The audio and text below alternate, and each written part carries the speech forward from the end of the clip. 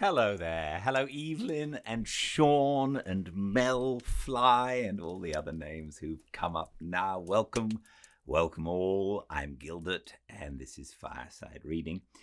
I didn't read yesterday, and I think a notice went up saying I would be reading. So if that confused people, I'm so sorry. I was doing this play and I forgot about that. So I hope that didn't inconvenience anyone. I am going to read today. We'll read a long-ish chapter today of The Woman in White by Wilkie Collins. We have about, I think, maybe 10 more days of reading. And I'm going to try to get that in before I have to go off. I think I'm going to try to finish The Woman in White before I go off, because then we can start afresh with Don Quixote when I get back. But plans are being made at the moment, so I'll tell you more when I know. I hope you're all well. The play I was in last night was a lot of fun to do, just a bunch of lovely actors, and it was very interesting. My family all enjoyed it, and it's great to do it. It's lovely to be on stage.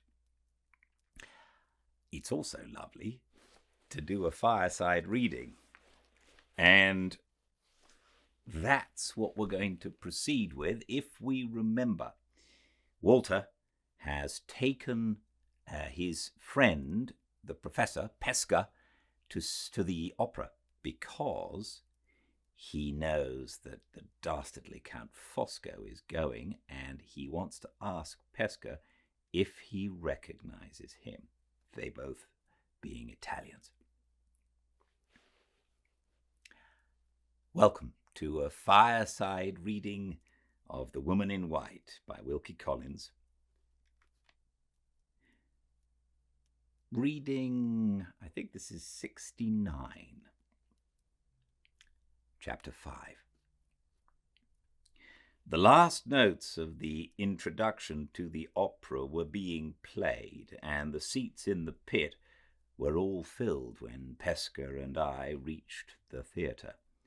There was plenty of room, however, in the passage that ran round the pit, precisely the position best calculated to answer the purpose for which I was attending the performance. I went first to the barrier separating us from the stalls and looked for the Count in that part of the theatre. He was not there. Returning along the passage, on the left-hand side from the stage, and looking about me attentively, I discovered him in the pit. He occupied an excellent place, some 12 or 14 seats from the end of a bench, within 3 rows of the stalls. I placed myself exactly on a line with him, Pesca standing by my side. The Professor was not yet aware of the purpose for which I had brought him to the theatre, and he was rather surprised that we did not move nearer to the stage. The curtain rose, and the opera began.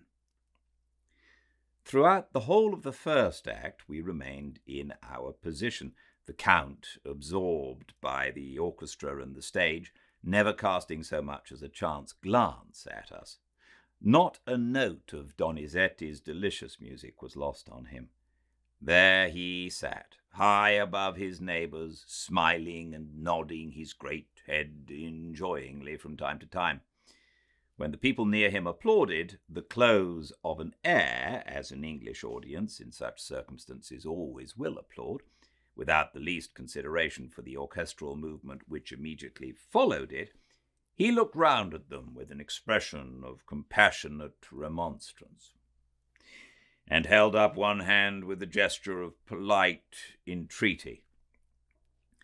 At the more refined passages of the singing, at the more delicate phrases of the music which passed unapplauded by others, his fat hands, adorned with perfectly fitting black kid gloves, softly patted each other in token of the cultivated appreciation of a musical man. At such times his oily murmur of approval, "Bravo, bra, ah, ah, ah," hummed through the silence like the purring of a great cat. His immediate neighbours on either side, hearty, ruddy-faced people from the country, basking amazedly in the sunshine of fashionable London, seeing and hearing him, began to follow his lead. Many a burst of applause from the pit that night started from the soft, comfortable patting of the black-gloved hands. The man's voracious vanity devoured this implied tribute to his local and critical supremacy with an appearance of the highest relish. Smiles rippled continuously over his fat face. He looked about him at the pauses in the music, serenely satisfied with himself and his fellow creatures. Yes, yes, these barbarous English people are learning something from me. Here, there, and everywhere, I, Fosco, am an influence that is felt, a man who sits supreme. If ever face spoke, his face spoke then, and that was its language. The curtain fell on the first act, and the audience rose to look about them. This was the time I had waited for, the time to try if Pesca knew him. He rose with the rest and surveyed the occupants of the boxes grandly with his opera glass. At first, his back was towards us, but he turned round in time to our side of the theatre and looked at the boxes above us, using his glass for a few minutes, then removing it, but still continuing to look up. This was the moment I chose, when his full face was in view, for directing Pesca's attention to him. "Do you know that man?" I asked. "Which man, my friend?" The tall, fat man standing there with his face towards us. Pesca raised himself on tiptoe and looked at the Count. "No," said the professor. "The big, fat man is a stranger to me. Is he famous? Why do you point him out?" "Because I have particular reasons for wishing to know something of him. He is a countryman of yours. His name is Count Fosco. Do you know that name?" "Not I, Walter. Neither the name nor the man is known to me." "Are you quite sure you don't recognize him? Look again, look carefully. I will tell you why I am so anxious about it when we leave the theatre. Stop, let me help you up here, where you can see him better." I helped the little man to perch himself on the edge of the raised dais upon which the pit seats were all placed. His small stature was no hindrance to him. Here he could see over the heads of the ladies who were seated near the outermost part of the bench. A slim, light-haired man standing by us, whom I had not noticed before, a man with a scar on his left cheek, looked attentively at Pesca as I helped him up, and then looked still more attentively, following the direction of Pesca's eyes, at the Count. Our conversation might have reached his ears, and might, as it struck me, have roused his curiosity. Meanwhile, Pesca fixed his eyes earnestly on the broad, full, smiling face turned a little upward, exactly opposite to him. "No," he said, "I have never set my two eyes on that big fat man before in all of my life." As he spoke, the Count looked downwards towards the boxes behind us on the pit tier. The eyes of the two Italians met. The instant before I had been perfectly satisfied, from his own reiterated assertion, that Pesca did not know the Count. The instant afterwards, I was equally certain that the Count knew Pesca. Knew him, and, more surprising still, feared him as well. There was no mistaking the change that passed over the villain's face. The leaden hue that alerted his yellow complexion in a moment, the sudden rigidity of all his features, the furtive scrutiny of his cold grey eyes, the motionless stillness of him from head to foot, told their own tale. A mortal dread had mastered him, body and soul, and his own recognition of Pesca was the cause of it. The slim man with the scar on his cheek was still close by us. He had apparently drawn his inference from the effect produced on the Count by the sight of Pesca, and I had drawn mine. He was a mild, gentlemanlike man, looking like a foreigner, and his interest in our proceedings was not expressed in anything approaching to an offensive manner. For my own part, I was so startled by the change in the Count's face, so astounded at the entirely unexpected turn which events had taken, that I knew neither what to say or do next. Pesca roused me by stepping back to his former place at my side and speaking first. "How the fat man stares!" he exclaimed. "Is it at me? Am I famous? How can he know me when I don't know him?" I kept my eyes still on the Count. I saw him move for the first time when Pesca moved, so as not to lose sight of the little man in the lower position in which he now stood. I was curious to see what would happen if Pesca's attention under these circumstances was withdrawn from him, and I accordingly asked the professor if he recognized any of his pupils that evening among the ladies in the boxes. Pesca immediately raised the large opera glass to his eyes and moved it slowly all around the upper part of the theatre, searching for his pupils with the most conscientious scrutiny. The moment he showed himself to be thus engaged, the Count turned round, slipped past the persons who occupied seats on the farther side of him from where we stood, and disappeared in the middle passage down the centre of the pit. I caught Pesca by the arm, and to his inexpressible astonishment hurried him round with me to the back of the pit to intercept the Count before he could get to the door. Somewhat to my surprise, the slim man hastened out before us, avoiding a stoppage caused by some people on our side of the pit leaving their places, by which Pesca and myself were delayed. When we reached the lobby, the Count had disappeared, and the foreigner with the scar was gone too. "Come home," I said. "Come home, Pesca, to your lodgings. I must speak to you in privately. I must speak directly." "My soul, bless my soul!" cried the professor, in a state of the extremest bewilderment. "What on earth is the matter?" I walked on rapidly without answering. The circumstances under which the Count had left the theatre suggested to me that his extraordinary anxiety to escape Pesca might carry him to further extremities still. He might escape me, too, by leaving London. I doubted the future if I allowed him so much as a day's freedom to act as he pleased, and I doubted that foreign stranger who had got the start of us, and whom I suspected of intentionally following him out. With this double distrust in my mind, I was not long in making Pesca understand what I wanted. As soon as we two were alone in his room, I increased his confusion and amazement 100-fold by telling him what my purpose was as plainly and unreservedly as I have acknowledged it here. "My friend, what can I do?" cried the professor, piteously appealing to me with both hands. "Deuce, what the deuce! How can I help you, Walter, when I don't know the man?" "He knows you. He is afraid of you. He has left the theatre to escape you.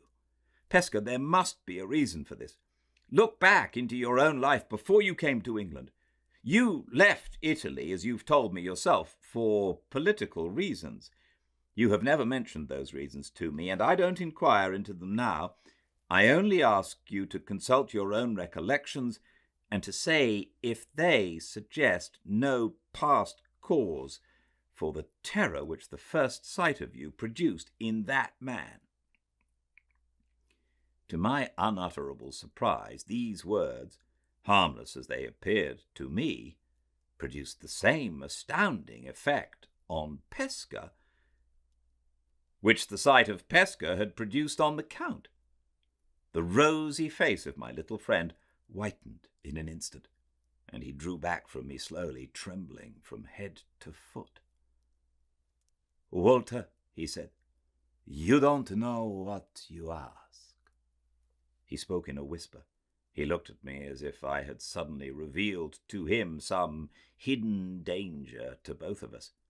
In less than 1 minute of time he was so altered from the easy, lively, quaint little man of all my past experience that if I had met him in the street, changed as I saw him now, I should most certainly not have known him again. "Forgive me if I have unintentionally pained and shocked you," I replied. "Remember the cruel wrong my wife has suffered at Count Fosco's hands. Remember that the wrong can never be redressed unless the means are in my power of forcing him to do her justice. I spoke in her interests, Pesca. I ask you again to forgive me. I can say no more." I rose to go. He stopped me before I reached the door. "Wait," he said. "You have shaken me from head to foot. You don't know how I left my country and why I left my country. Let me compose myself. Let me think, if I can." I returned to my chair. He walked up and down the room, talking to himself incoherently in his own language. After several turns backwards and forwards, he suddenly came up to me and laid his little hands with a strange tenderness and solemnity on my breast. "On your heart and soul, Walter," he said, "is there no other way to get to that man but the chance way through me?" "There is no other way," I answered. He left me again, opened the door of the room and looked out cautiously into the passage, closed it once more and came back. "You won your right over me, Walter," he said, "on the day when you saved my life. It was yours from that moment when you pleased to take it. Take it now. Yes, I mean what I say. My next words, as true as the God is good above us, will put my life into your hands." The trembling earnestness with which he uttered this extraordinary warning carried with it, to my mind, the conviction that he spoke the truth. "Mind this," he went on, shaking his hands at me in the vehemence of his agitation. "I hold no thread in my own mind between that man Fosco and the past time which I call back to me for your sake. If you find the thread, keep it to yourself. Tell me nothing. On my knees I beg and pray, let me be ignorant. Let me be innocent. Let me be blind to all the futures as I am now." He said a few more words, hesitatingly and disconnectedly, then stopped again. I saw that the effort of expressing himself in English, on an occasion too serious to permit him the use of the quaint turns and phrases of his ordinary vocabulary, was painfully increasing the difficulty he had felt from the first in speaking to me at all. Having learnt to read and understand his native language, though not to speak it, in the earlier days of our intimate companionship, I now suggested to him that he should express himself in Italian, while I used English in putting any questions which might be necessary to my enlightenment. He accepted the proposal. In his smooth-flowing language, spoken with a vehement agitation which betrayed itself in the perpetual working of his features, in the wildness and the suddenness of his foreign gesticulations, but never in the raising of his voice, I now heard the words which armed me to meet the last struggle that is left for this story to record. It is only right to mention here that I repeat Pesca's statement to me with the careful suppressions and alterations which the serious nature of the subject and my own sense of duty to my friend demand. My first and last concealments from the reader are those which caution renders absolutely necessary.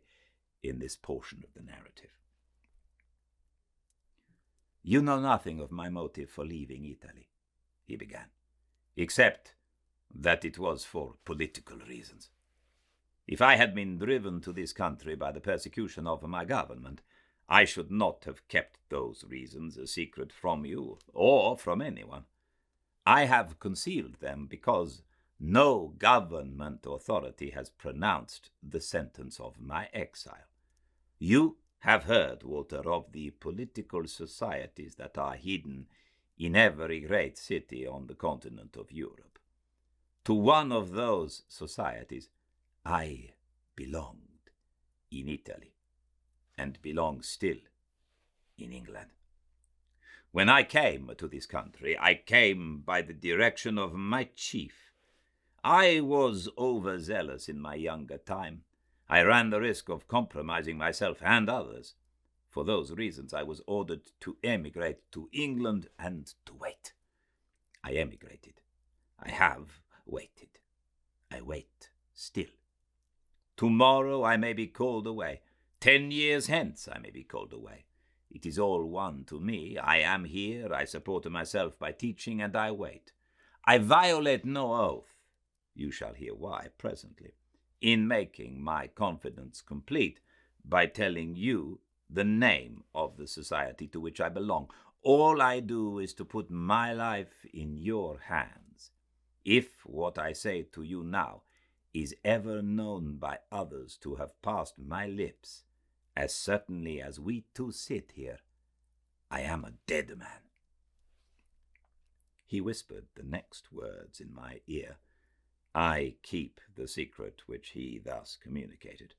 The society to which he belonged will be sufficiently individualized for the purpose of these pages if I call it the Brotherhood, on the few occasions when any reference to the subject will be needed in this place.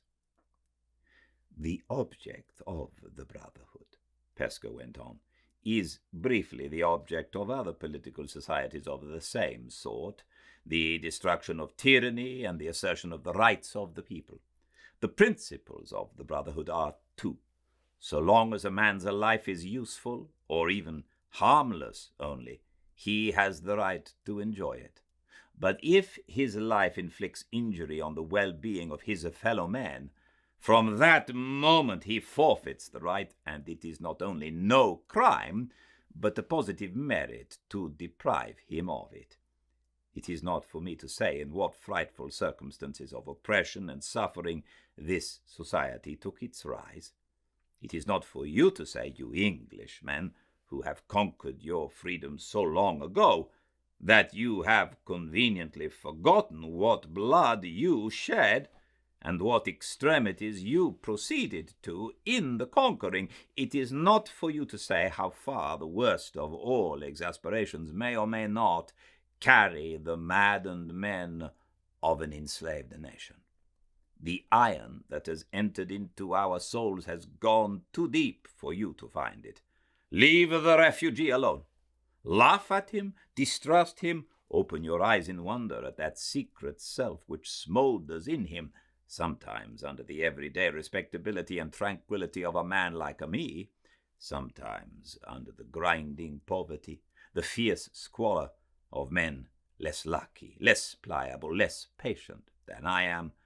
But judge us not. In the time of your first Charles, you might have done us justice. The long luxury of your own freedom has made you incapable of doing us justice now. All the deepest feelings of his nature seemed to force themselves to the surface in those words. All his heart was poured out to me for the first time in our lives. But still his voice never rose. Still his dread of the terrible revelation he was making to me never left him.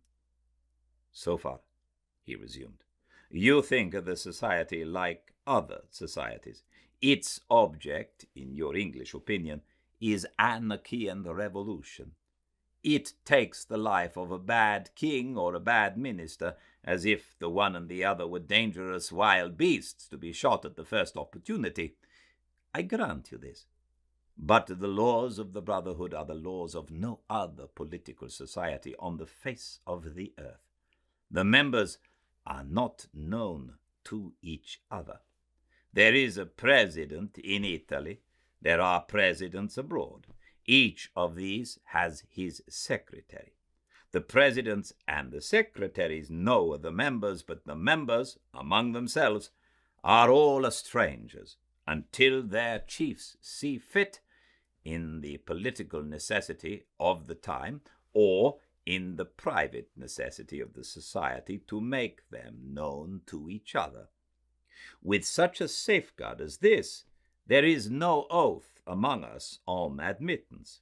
We are identified with the Brotherhood by a secret mark, which we all bear, which lasts while our lives last. We are told to go about our ordinary business and to report ourselves to the president or the secretary 4 times a year in the event of our services being required.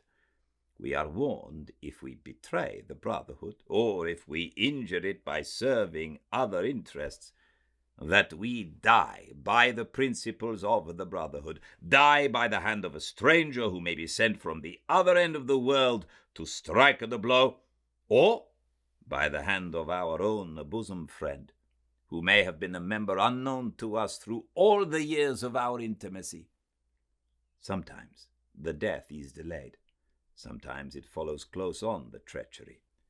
It is our first business to know how to wait. Our second business to know how to obey when the word is spoken. Some of us may wait our lives through and may not be wanted. Some of us may be called to the work or to the preparation for the work the very day of our admission. I myself, the little easy cheerful man you know, who of his own accord would hardly lift up his handkerchief to strike down the fly that buzzes about his face, I, in my younger time, under provocation so dreadful that I will not tell you of it, entered the Brotherhood by an impulse, as I might have killed myself by an impulse. I must remain in it now. It has got me, whatever I may think of it in my better circumstances and my cooler manhood, to my dying day. While I was still in Italy, I was chosen secretary, and all the members of that time who were brought face to face with my president were brought face to face also with me. I began to understand him. I saw the end towards which his extraordinary disclosure was now tending. He waited a moment, watching me earnestly, watching till he had evidently guessed what was passing in my mind before he resumed. "You have drawn your own conclusion already," he said. "I see it in your face. Tell me nothing. Keep me out of the secret of your thoughts.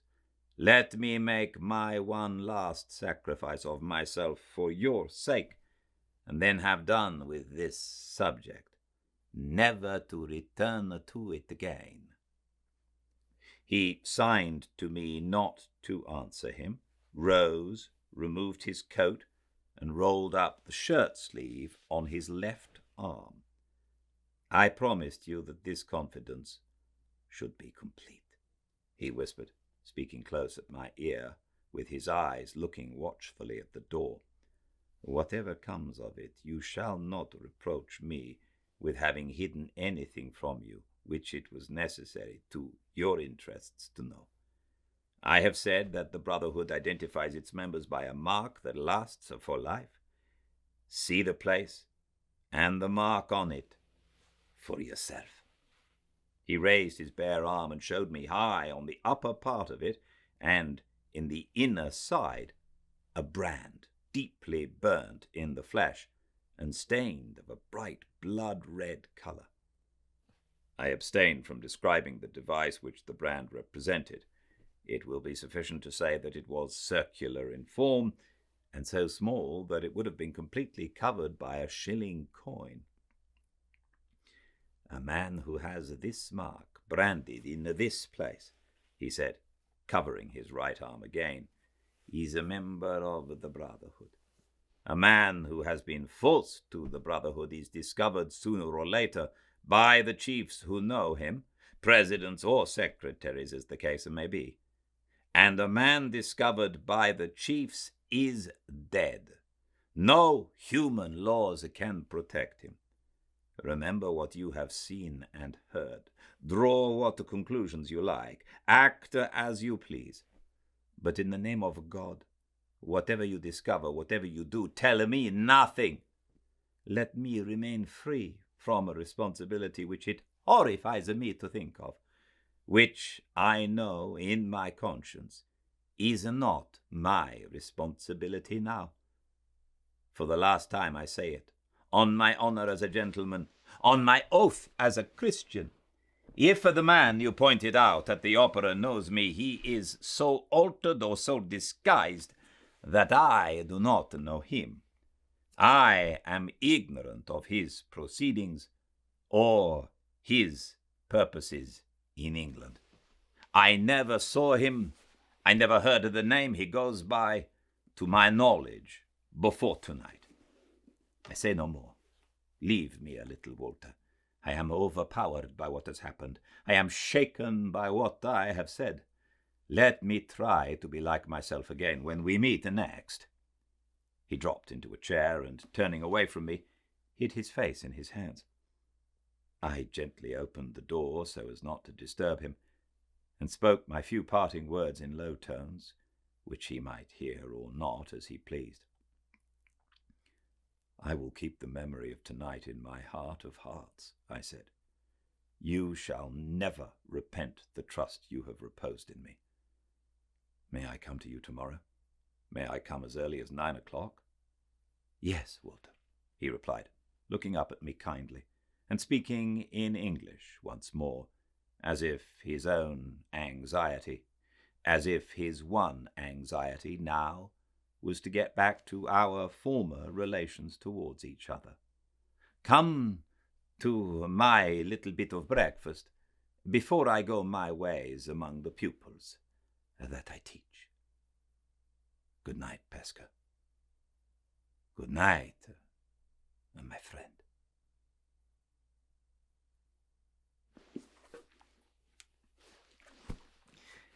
Thank you all very much for joining me. I look forward to seeing you all tomorrow. We have a straight shot for a while, so I'll see you tomorrow, same time and place, 5 Pacific at Fireside Reading on Instagram. Until then, everyone, please stay very, very well. Good night.